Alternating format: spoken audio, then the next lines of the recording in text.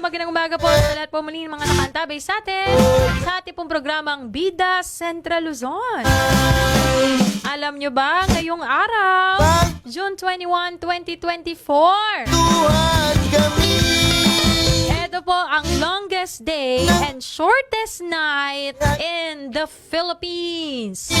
Yan ay, take note nyo na yan. Mamaya tignan nga natin Ito'y kung talagang longest day at shortest night ang araw na to, June 21, 2024, sa ating pong bansa, Pilipinas. Ano bang rason kasamang si Jay?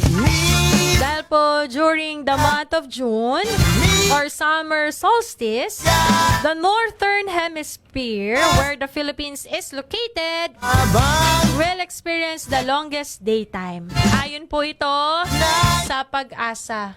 Pwede ba nating makontak si Kamani Esguera, no? Para malaman natin ano ba itong longest day and shortest night. Anong nagiging rason nito? Bakit ba tuwing June nagkakaroon ng ganito dito sa ating bansang Pilipinas? Tanong rin natin hanggang anong oras kaya maluwang na ang kamay hanggang anong oras ang maaraw ang araw at hanggang anong oras lang ang pagdilim. Kontakin natin yan, ha? Kamani. basta makalawa Nag-ring pa talaga dito, no? mangsa And speaking of June, speaking of this month po, we're still celebrating Pride Month. And actually, sa iba't ibang mga local government units, patuloy sa pagbibigay ng mga programa regarding sumasarap sa Pride Month. habang tumatagal. Ayan, nasa kabilang linya na rin si Kamani Esguera. Tawagin natin tong tinutukoy natin kanina itong June 21, 2024 na longest day and shortest night in the Philippines. Nasa kabilang linya po natin ngayon si Kamani Esguera from the OST Pag-asa. Magandang umaga, Kamani. Yes, good morning. Kasama si Jay. Good morning Kasama po po. mga tagapakinig. Good morning po. Yes po. Ngayon po natin mararanasan yung longest day sa taon na ito.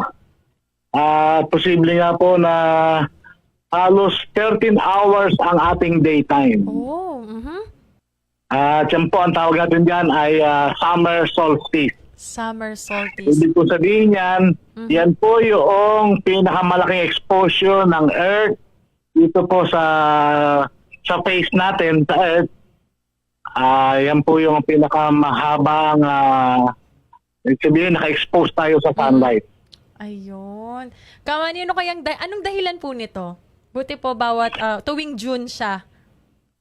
Opo, ito pong June kasi tatawag natin summer solstice at tuwing December naman po na halos ganito ring ang date ay naman tinatawag natin ng longest night Ayun. o yung pinakamaiksi naman ng araw. So taon-taon po nangyayari yan tuwing June at December. Ayan. Salamat po, Kamani Esguera. Pero kahit ganyan, tanungin na rin po namin yung lagay ng panahon po ngayong umaga. Ay, ngayong araw po. Okay po. Sa ngayon po ay habagat pa rin nakaka-apekto, lalong-lalo na po dito sa may Southern Luzon, Visayas at Mindanao. Kaya po ang mga lugar ng Quezon, Mimaropa, Bicol Region, Visayas at Mindanao, magiging maulap po ang papawiri na may mga kalat-kalat na mga pagulan at pagkulog-pagkidlat. Dulot po yan ng habagat. So malakas po ang epekto dyan ng habagat. Kaya posible po dyan yung mga flash floods at landslide dahil makakaranas po sila ng mga kalat-kalat na mga pagulan. Medyo malalakas po yan. Opo.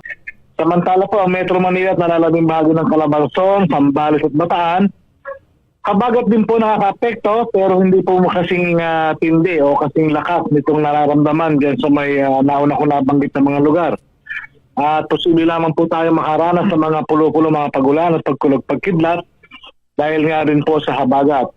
Ang ilang lugar po sa Luzon ay localized thunderstorm naman po ang makakapagpaulan sa kanila.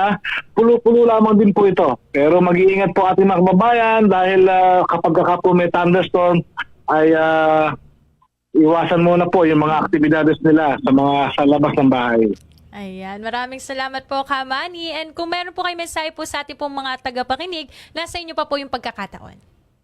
Okay po sa ating mga kababayan, ugaliin pa rin po magdala ng payong na panangga sa ulan, panangga sa araw. At kung nakikita na po natin na yung kumukulog, kumikidlat ay halos overhead na natin, ay sumilong na po tayo o maghanap na po tayo ng shelter na matibay. Huwag po tayong sisilong sa ilalim ng puno o sa isang kubo sa gitna ng kabukiran.